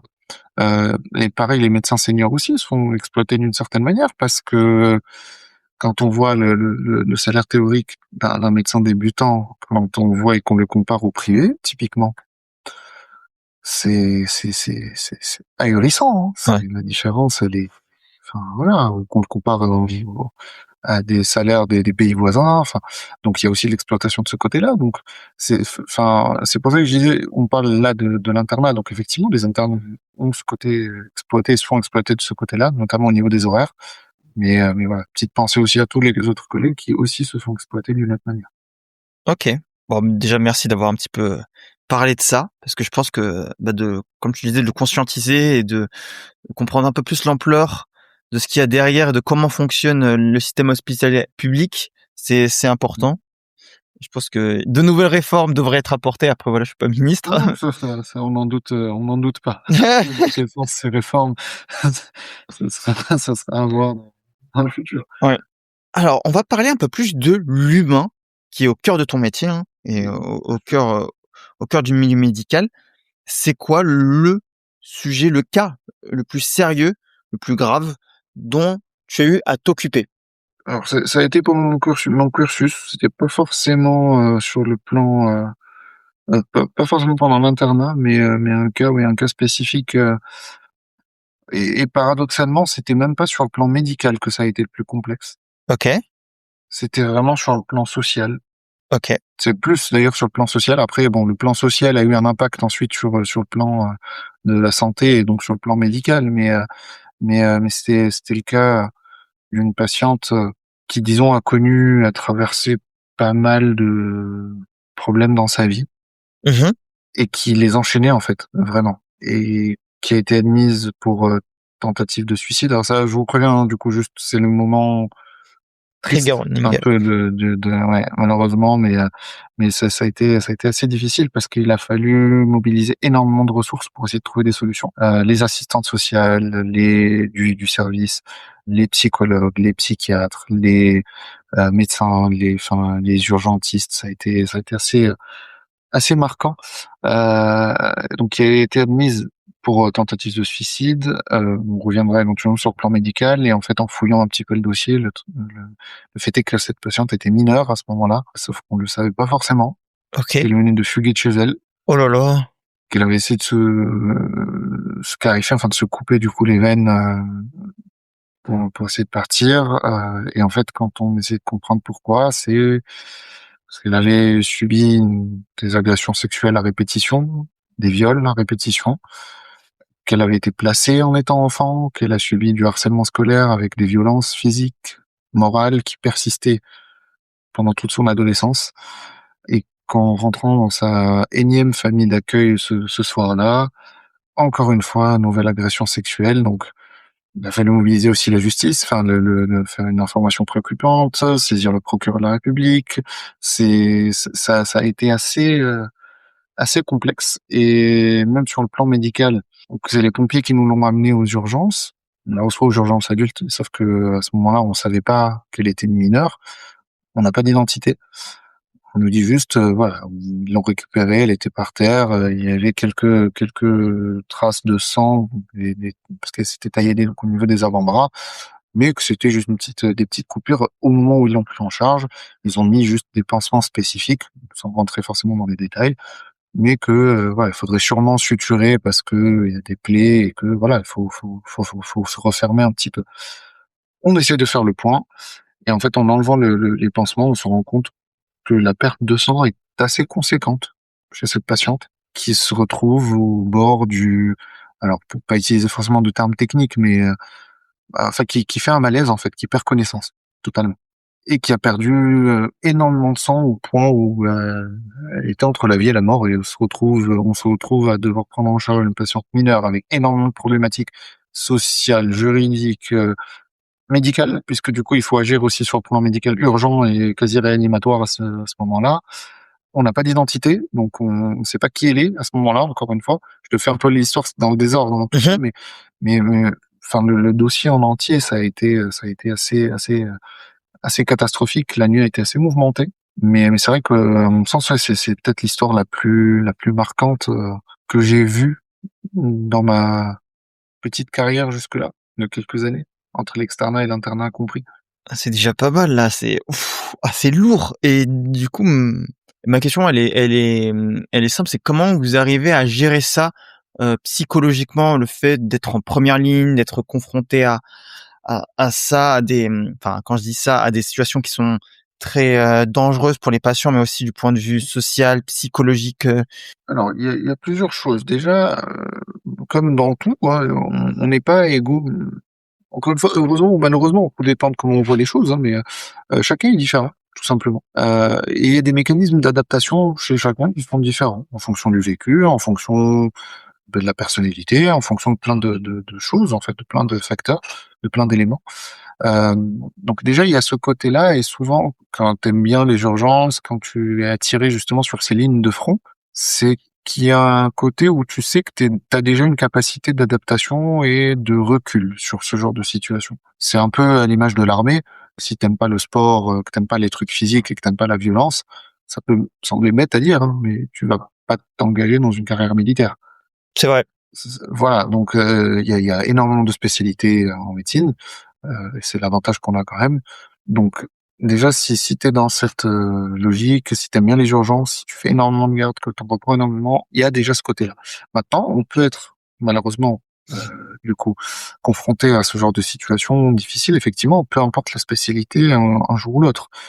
Et à ce moment-là, l'erreur surtout à ne pas faire, c'est de se renfermer sur soi-même et de se dire oui, oh, ça passera. Surtout pas, surtout pas. Il faut vraiment extérioriser, il faut en parler. Alors déjà entre nous, il y a un premier, en tout cas on essaye autant que possible de discuter, de débriefer, voilà, de sortir un peu ces situations-là entre nous, que ce soit quand on se rejoint notamment à midi au self, hein, comme je disais, l'heure de manger c'est important. Parce que même psychologiquement, pour le coup, c'est vraiment important. Ça me permet un peu voilà, de souffler un peu. Sans forcément parler des identités, parce que de toute façon, on connaît pas les passions de chacun entre nous, mais de parler des situations comme ça permet de débriefer déjà dans un premier temps. Et ensuite, on a souvent dans les services des psychologues qui sont prêts soit à nous écouter, soit à nous rediriger vers des collègues qui sont formés pour ça. On a des cellules dans les hôpitaux souvent qui sont présentes ou qui peuvent être présentes en cas de besoin pour les professionnels. Donc, il y a énormément de solutions. Pas Ouais. assez connues, je pense. C'est vrai qu'on n'a pas de présentation. On n'arrive pas un jour en nous disant bonjour. Alors voilà, c'est votre premier jour. Sachez que si besoin, vous avez tel numéro, tel numéro, tel numéro. Il faut les chercher. Mais sauf que pour les chercher, il faut avoir l'envie et être en capacité de. Mais il y a des solutions qui existent quand même et il y a quand même pas mal de choses qui sont faites. Il y a les chefs avec qui on peut en discuter. Il y a les équipes aussi, de manière globale avec qui on peut en discuter. Et ça permet en général déjà de tamponner un petit peu et de souffler. Mmh. Alors, maintenant qu'on a parlé un peu plus de sujets sérieux, graves, est-ce que tu as des anecdotes plus amusantes, vraiment très chill, qui te sont arrivées, où tu es en mode qu'est-ce qui se passe? C'est juste plus cocasse qu'autre chose. Oui, oui, après il y en a. Alors c'est sûr que c'est moins marquant du coup, mais il y en a plusieurs. souvent, il faut vivre la situation pour vraiment voilà, en rigoler, mais déjà le fait d'être soit de reconnaître ou soit d'être reconnu par les patients à l'extérieur. Ah ouais? Ça m'est arrivé à de nombreuses reprises et notamment donc quand j'ai fait mon stage en cabinet, donc en médecine générale, c'est dans des petites villes, peu importe. Et sauf que moi, comme je disais, de base, je suis de Nice, donc une assez grande ville, et je suis pas habitué à une taille aussi réduite. Sauf que du coup, quand tu fais ta première journée de consultation dans une petite ville que tu ne connais pas, que tu sors le lendemain pour découvrir un peu la ville et que de suite tu te fais reconnaître par un patient, enfin, qui vient te serrer la main et qui te dit: «Ah bonjour, vous êtes, monsieur ou docteur machin», du fait de la surprise, tu pas sûr de savoir qui est cette personne et en fait, il faut vraiment le temps de remettre les choses en place. «Ah oui, c'est vrai que je l'ai vu en consultation hier» et puis il y a ce côté un peu cocasse où le problème, c'est que souvent il est accompagné, mais qu'il y a le secret médical où tu as pas le droit de dire dans quel contexte, pourquoi est-ce que tu as vu la personne tant que la personne elle-même ne l'a pas dit. Mmh. Ah ouais. Donc il faut savoir agir tout en restant discret, sans forcément poser de questions, mais sans paraître non plus complètement impersonnel. Donc il y a plusieurs, voilà, des situations comme ça. Il y a eu aussi, avec, en pédiatrie, les enfants, il y a les enfants avec qui ça passe pas. Aïe, aïe, Qui aïe. voient un moindre médecin, le moindre soignant, ils se mettent à hurler, à pleurer. Ça, à la limite, c'est presque classique. Et puis il y a les petits patients, les petits enfants avec qui ça matche super bien et qui veulent plus quitter, le médecin ou l'interne, en tout cas, qui les voit. Et ça, c'est adorable. Je veux dire, c'est le côté un peu mignon, un peu, ça donne le sourire et moi j'en ai déjà eu un qui pleurait à l'idée de partir parce qu'on a enfin, en essayant d'amadouer, en essayant de jouer un petit peu avec lui, on a fait des petites bulles, on a fait des petits jeux et qui voulait rester pour jouer et il voulait pas rentrer chez lui. Et pareil, là, tu te retrouves dans des situations où tu te dis: «C'est quand même fou». De base, c'est souvent le contraire. Donc voilà, c'est pas des situations, énormissimes, mais c'est quand même des petits moments qui redonnent le sourire et qui, ou quand tu suis, tout simplement un patient depuis pas mal de temps, que tu vois qu'il est hospitalisé depuis un certain temps, ou que tu l'as croisé dans des situations où il était pas au top, et que tu le recroises un peu plus tard, ou que tu vois qu'il est sorti, qu'il a récupéré une vie, un fonctionnement social normal. Ça redonne quand même la joie et puis non, la satisfaction surtout. Mmh. Ouais. Et ça un peu d'espoir aussi, tu te dis: «Bon, au moins je suis pas je suis Non, là et» du tout, on le sait, mais ça permet vraiment de le conceptualiser, en fait, de le voir, de le concrétiser. OK. De On sert à quelque chose quand même. Mmh. On va toujours parler d'une anecdote, mais là, plus d'un jour qui t'a marqué durant ton internat. Est-ce qu'il y a une journée, un moment spécifique dans ton internat, tu te dis: «Punaise, je le retiendrai, je le garderai toujours en mémoire», parce qu'il y a eu un certain événement? Pour l'internat, hein, je parle, Mmh mh. précisément. Ça fait 1 an, même pas 1 an et demi, hein, maintenant ça fait 1 an et 2 mois, hein, que je suis interne. Mmh. Mais par contre, s'il y a un jour, que tu retiens, c'est indéniablement la première garde. Est-ce que tu Enfin, en tout cas pour moi, je parle vraiment encore une fois personnellement, hein, mais moi ça a été la 1re garde, à savoir que, durant l'été, entre l'externat et l'internat, moi j'avais fait, faisant fonction d'interne, donc en gros, j'ai été un peu interne de manière, légèrement précoce, du coup, au CHU de Nice. Mmh. C'est un statut un peu spécifique pendant l'été. Le temps d'arriver sur la subdivision en question, on peut, si le chef de service est d'accord et si l'hôpital nous embauche, faire fonction, en fait, d'interne. Un interne anticipé, si on veut. Donc j'avais fait aux urgences à Nice. Je connaissais énormément, les équipes, des urgences à Nice, qui une équipe qui est formidable, là, avec qui je m'entendais, et avec certains, je m'entends d'ailleurs toujours, aussi bien. Sauf que donc quand tu passes du statut d'externe à interne, il y a les responsabilités, il y a les prescriptions, il y a les décisions qui vont avec, et c'est assez brutal le changement où la veille, tu arrives en tant qu'externe où, la moindre question, si tu sais pas, tu vas voir le patient, tu en reparles avec le chef ou avec ton interne. Tu arrives le lendemain, Tu es tu interne. t'assois au bureau et on te dit: «Allez, bon, bah, maintenant faut aller soigner des gens». Je dis: «Ah oui, d'accord». Et du coup, j'en parle à qui? «Il est où le médecin?» «Bah, c'est toi le médecin». Ah ouais. Ah ouais, OK. Bon, il y a ce contraste assez brutal, ce changement brutal, qui a lieu. Et pour couronner le tout, à titre personnel, je me rappelle du coup, première journée, ça s'est passé, c'était un peu tendu, mais en journée ça va parce que tu as toujours les chefs, tu as beaucoup de monde autour de toi, donc il y a quand même de l'appui en cas de besoin. Les gardes de nuit, c'est autre chose. Parce que du coup, les chefs, des fois, coupent entre eux, c'est-à-dire ils vont se coucher. Il y a toujours un chef référent qui reste, mais des fois, il est pas exactement à côté, il est un peu plus loin. Et tu dois prendre en autonomie parce que c'est toi qui vois le patient, c'est toi qui prends les décisions. Première garde qui arrive quelques jours après, donc première prise de fonction. Et je me réveille le matin avec de la fièvre à 40, transpirant, frissons, Oula. courbatures de partout. Je suis vraiment pas bien. Il y a aucun collègue de disponible pour me prendre la relève et prendre ma garde. C'est ma première garde. Et puis je pars pour 24 heures. Et je pense que cette garde-là, du coup, à la fois la première garde en tant qu'interne, théoriquement, en tout cas, en tant que faisant fonction d'interne, dans ces conditions-là, c'est quelque chose que je retiendrai à vie parce que tu sors de là, tu dis, si j'ai survécu à ça, honnêtement, je peux survivre à tout. Et que ce soit les patients, bon, je peux pas forcément parler du coup en détail, mais des patients, mais que ce soit voilà les cas cliniques que tu vois, que ce soit les collègues avec qui tu as été, que ce soit tout ça, c'est quelque chose qui restera marqué. Ouais.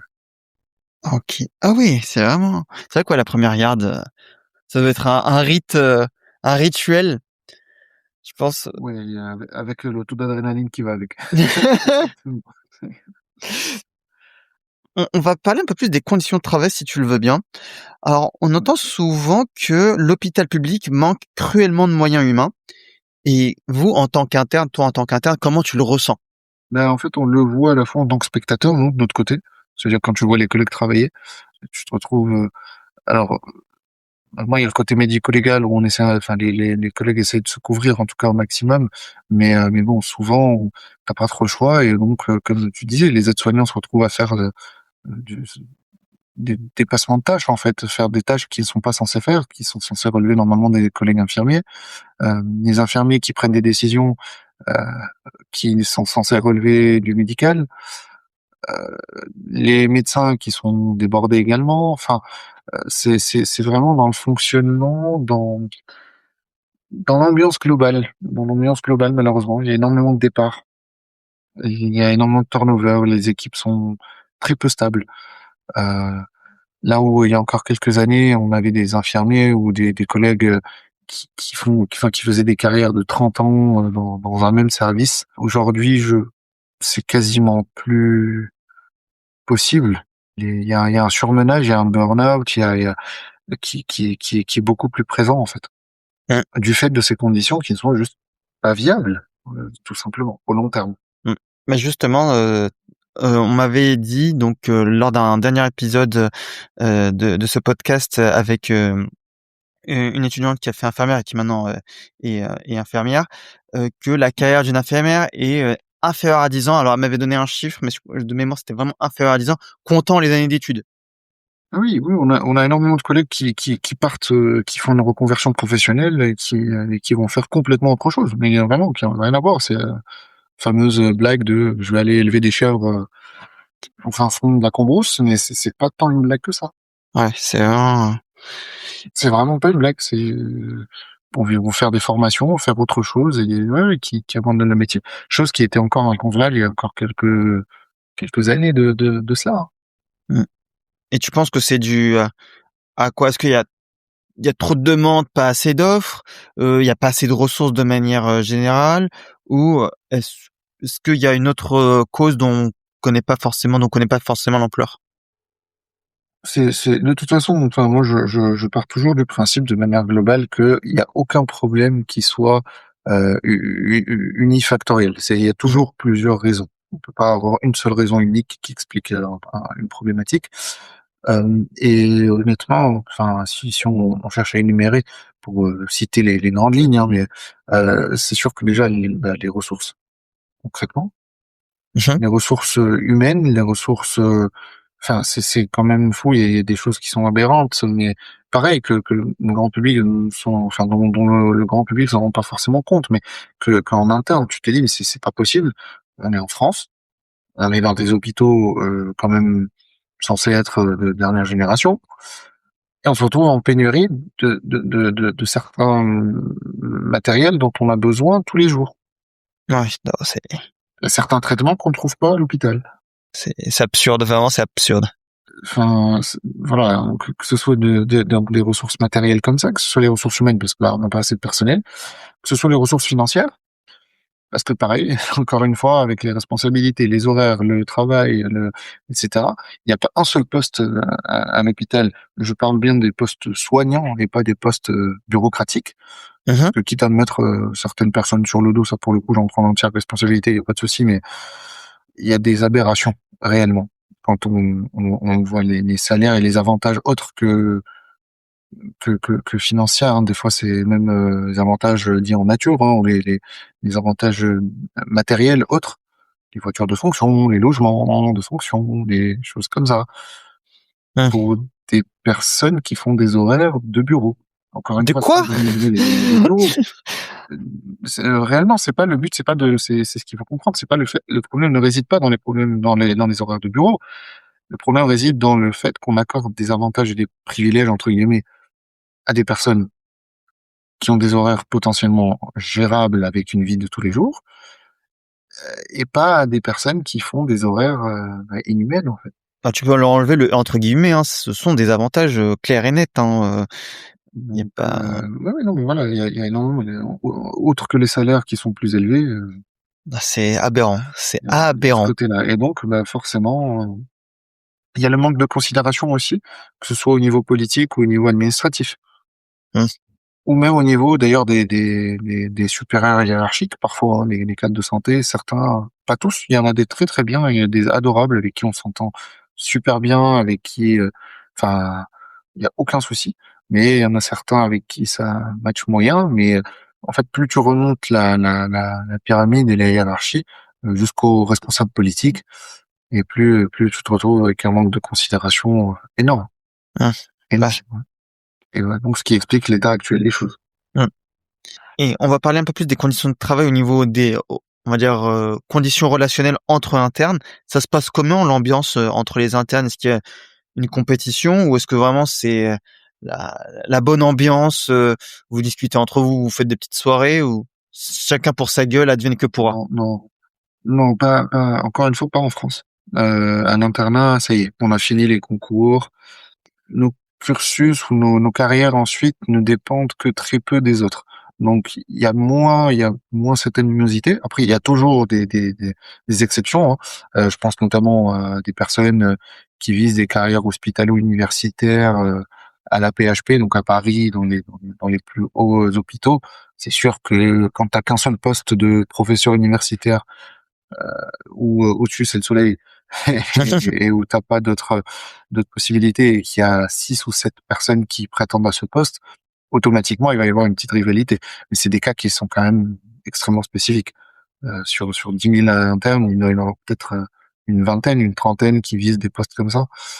Euh, Peut-être plus d'ailleurs, enfin, c'est encore une fois totalement arbitraire, mais c'est juste pour donner un ordre d'idée. La grande majorité des internes, bon, ça se passe très très bien. Après, il peut y avoir des personnalités qui matchent pas entre elles, mais ce qui n'a rien à voir, enfin, sans que ça ait à voir avec l'internat en lui-même. Hein. Ouais, voilà, c'est juste. Non, non, il y a pas de logique il y a plus de logique de compétition, etc., comme tu pourrais le retrouver, notamment en première année, ou dans certaines facs, tu parlais des Hunger Games, Mhm. tout à l'heure, c'est pas qu'une blague.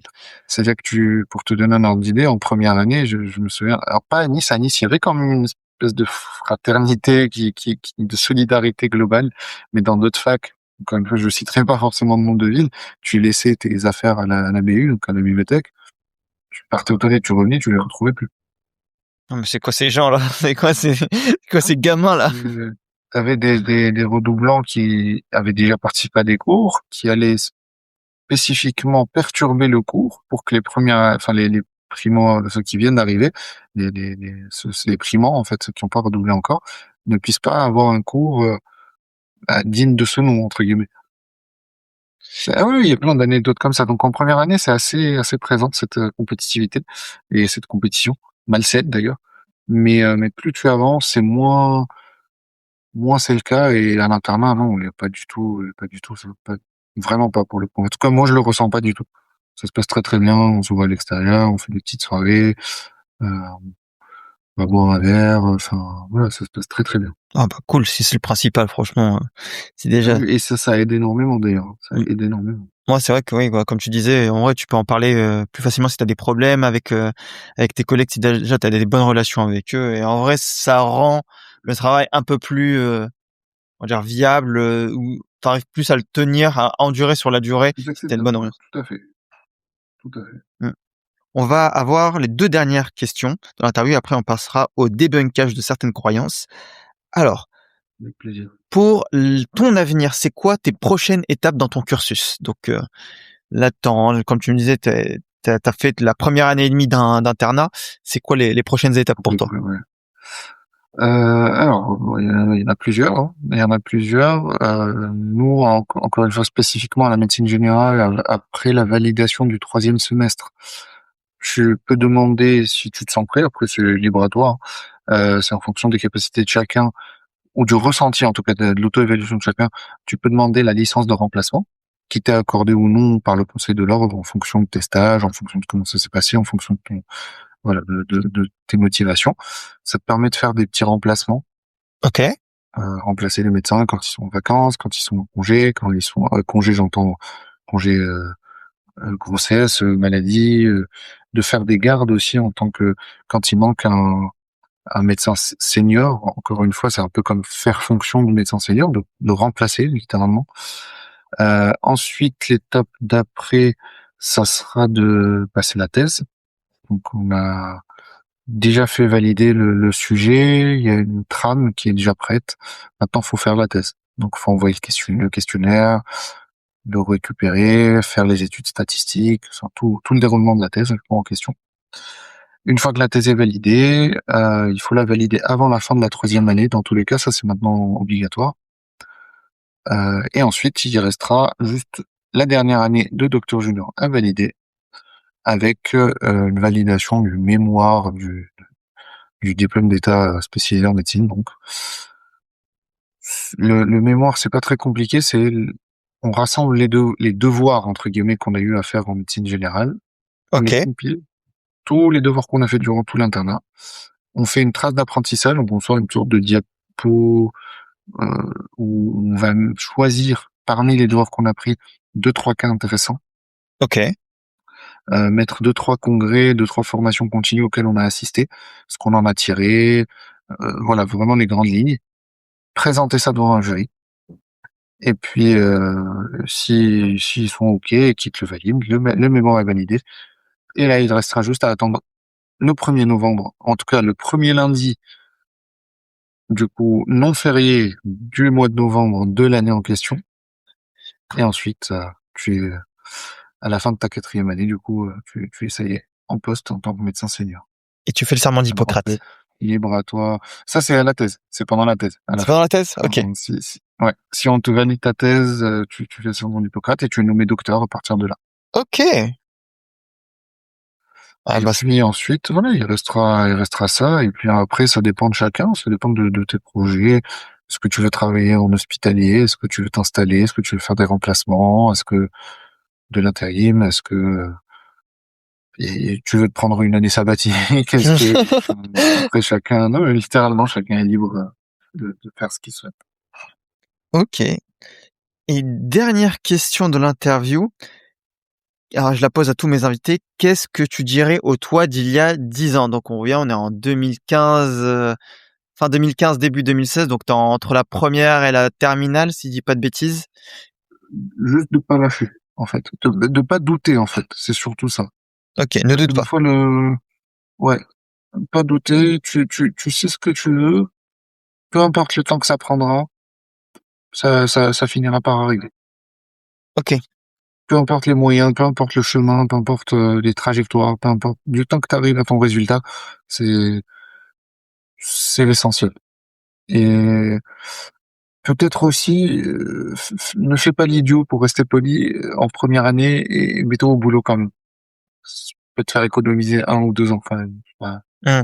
Ouais. À la limite, c'est anecdotique. C'est pas très grave. Si j'oublie de lui dire, c'est pas très grave. Mon bout d'accord. Non, c'est bien, c'est bien. Ne doute pas et crois en tes rêves, hein. Béliève croira en ses rêves. Ouais, exactement.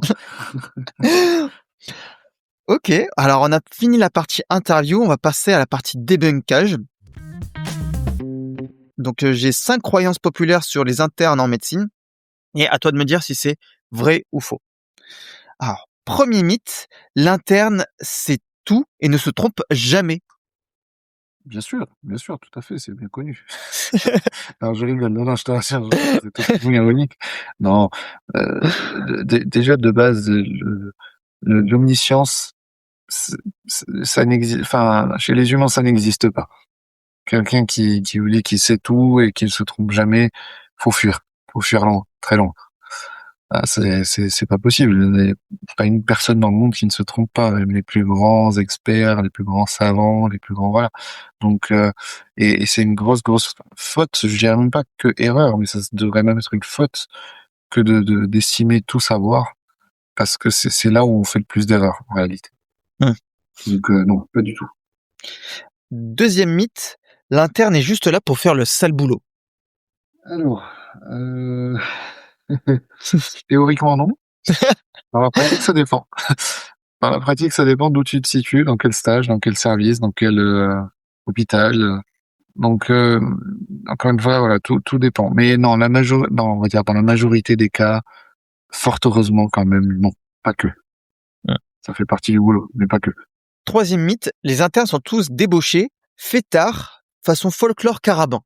Non, déjà, plus en début de cursus, je peux entendre certaines idées de la sorte. Donc, deuxième, troisième année, Avec les faluchards. on peut en discuter. Exactement, on peut en discuter. Je dis pas que c'est le cas, mais je dis qu'on peut en discuter. Mais je voudrais pas tirer sur les collègues des années inférieures. Mais non, à l'internat, quand même, on a moins le temps pour commencer. On a moins le temps. Il y a certains internes qui sont quand même plus posés, certains qui sont déjà mariés avec des enfants. Ah oui, déjà. Après, c'est très très variable, hein. Il y en a qui sont déjà posés, mariés, comme je disais, avec des enfants.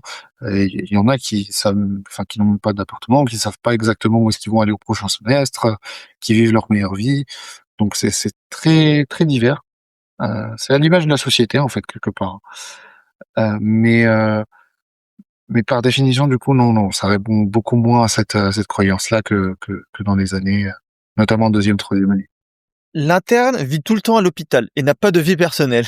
Je vais répondre la même chose que tout à l'heure. Ça dépend du service, ça dépend du stage. Il y a certains, comme je disais tout à l'heure dans les autres questions, il y a certains services où c'est le cas, malheureusement.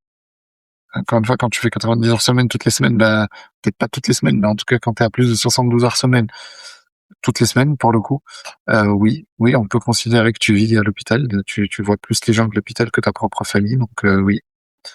Maintenant, un interne où on respecte, à qui on respecte la loi, non, quand même. Quand même pas. Et dernière croyance populaire, l'interne est une élite arrogante, déconnectée des patients. Mais bien sûr, tout à fait. Au-dessus de la société, c'est bien connu. Voilà. Vous payez pas vos impôts. Mais non, pourquoi faire? C'est quoi les impôts déjà? Voilà. Vous avez pas la TVA, tout ça, là, ça existe pas. Vous avez des appartements de fonction. Mais bien sûr, logement de fonction, appartement de fonction, on est logé à l'Élysée d'ailleurs. Quand on Oui. monte sur Paris, on est directement. J'avais entendu parler de ça, c'est vrai. On a nos appartements. On a le choix entre Versailles ou l'Élysée. C'est comment? Ah, c'est bien ça. Voilà. Bah, moi, je préfère les petits Airbnb quand même. Je trouve ça plus proche du peuple. Ouais. je me reconnecte.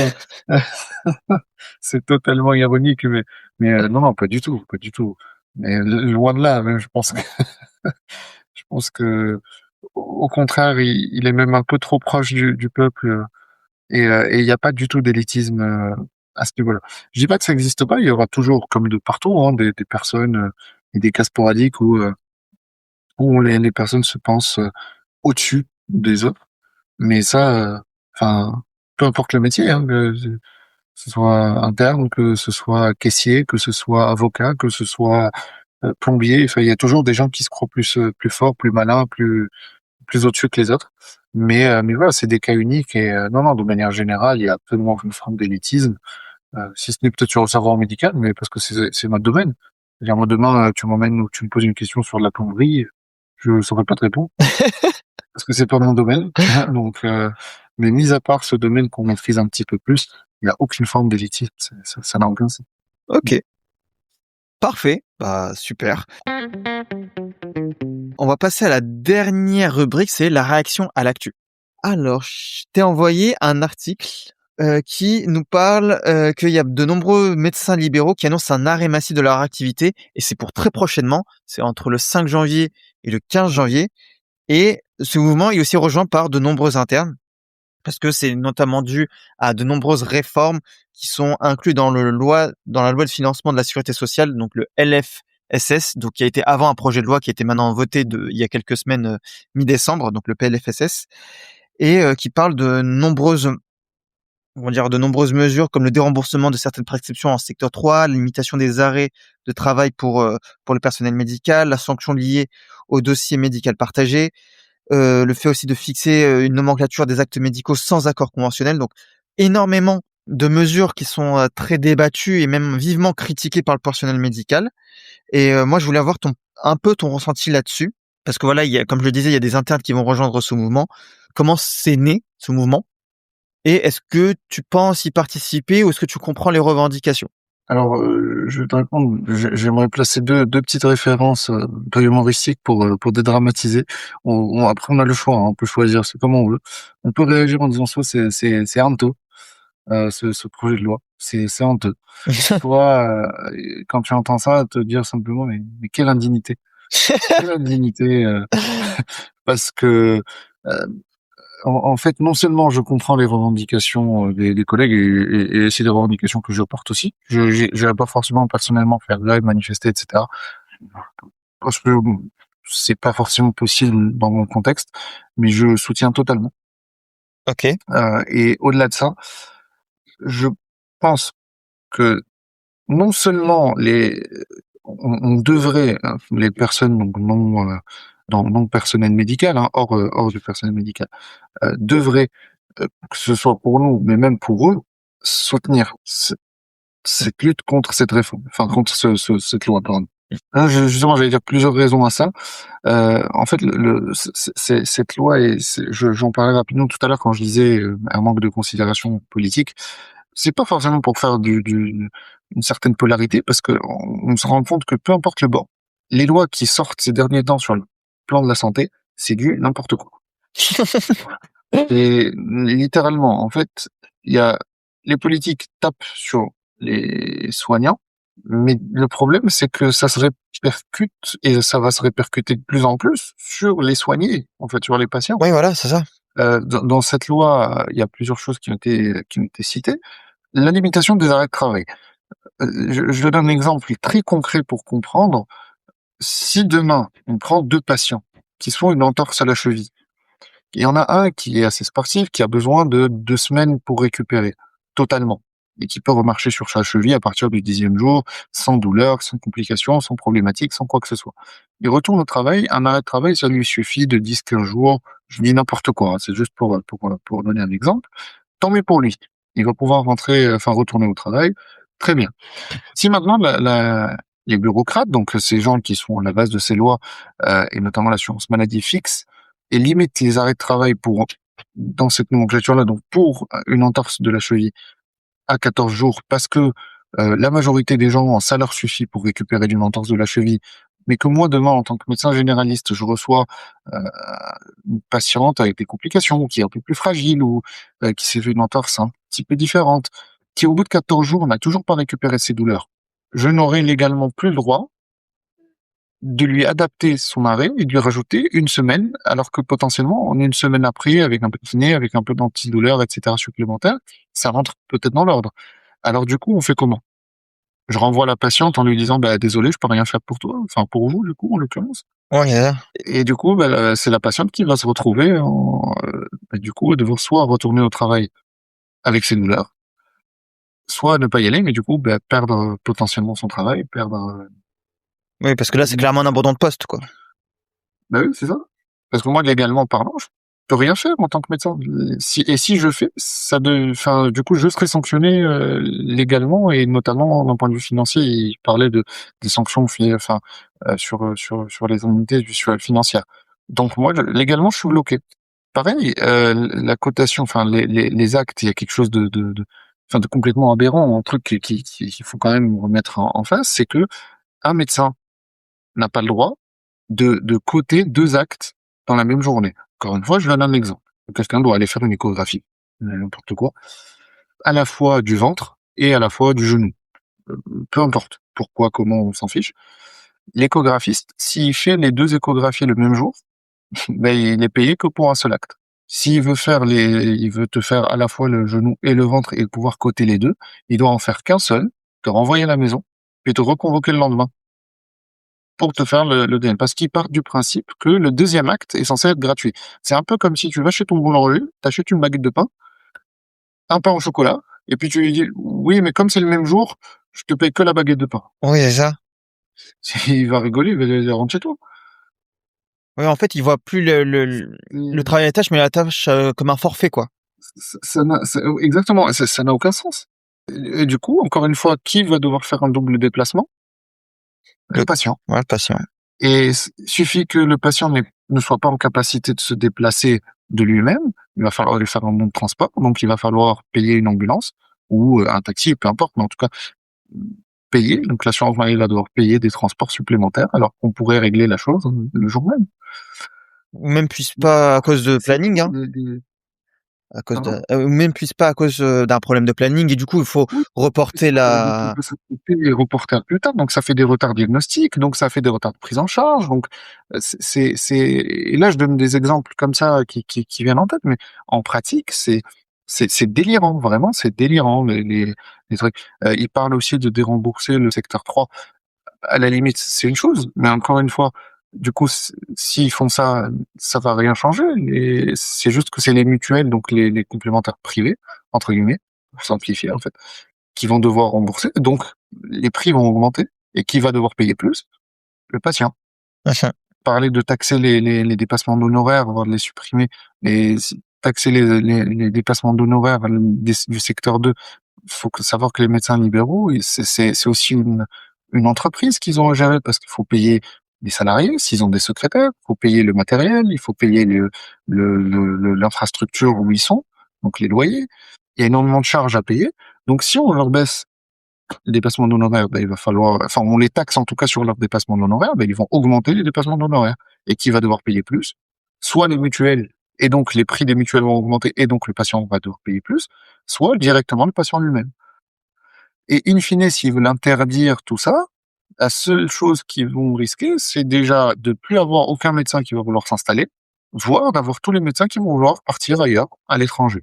On a la Suisse, on a la Belgique, on a le Québec qui recrute, on a le Luxembourg qui recrute. Enfin, on n'en manque pas des postes à l'étranger. Le Moyen-Orient qui recrute aussi énormément. Il suffit d'être anglophone. Enfin, donc c'est juste une fuite de cerveau et puis c'est les patients encore une fois qui vont trinquer in fine, quoi. Ah, je lis même qu'il y a des projets qui s'ajoutent, qui visent aussi à encadrer l'installation des médecins pour lutter contre les déserts médicaux. Ah Mais oui, donc, ça c'est encore notre. Oui, oui, c'est ça. Mais ils veulent, bon, concrètement, pour faire simple, si ils jugent, alors que on prend la carte en France, des médecins, il n'y a pas un seul endroit en France où il y a trop de médecins. Pas un seul. C'est-à-dire que la France est globalement un désert médical. Après, une fois, tout dépend de ce qu'on appelle du coup désert médical. Hein, si on considère que un médecin peut suivre 2000 patients, mais encore une fois, je mets au défi quiconque de d'avoir en tête les problématiques, la vie, les détails de la vie, les antécédents, les maladies, toute la vie de 2000 personnes, alors qu'il les voit une fois tous les 6 mois. oui, c'est ça. Et encore. Donc oui, c'est ça. Alors la qualité du suivi va être complètement délétère. Donc encore une fois, qui en paiera le prix? Le patient. Mm. En fait, là, le projet, il est anti-médecin et aussi anti... En fait, il est anti-médecin et par conséquent anti-patient. Et c'est pour ça que quand je vois souvent, même sur des commentaires, sur les réactions, les patients qui tapent entre guillemets sur le médecin, oui, les médecins, c'est plus ce que c'était, machin, etc. D'accord, ok, il y a pas de souci, il y a aucun problème, euh, admettons. Et du coup, on fait comment? Parce que le médecin en question, si tu l'insultes Ouais.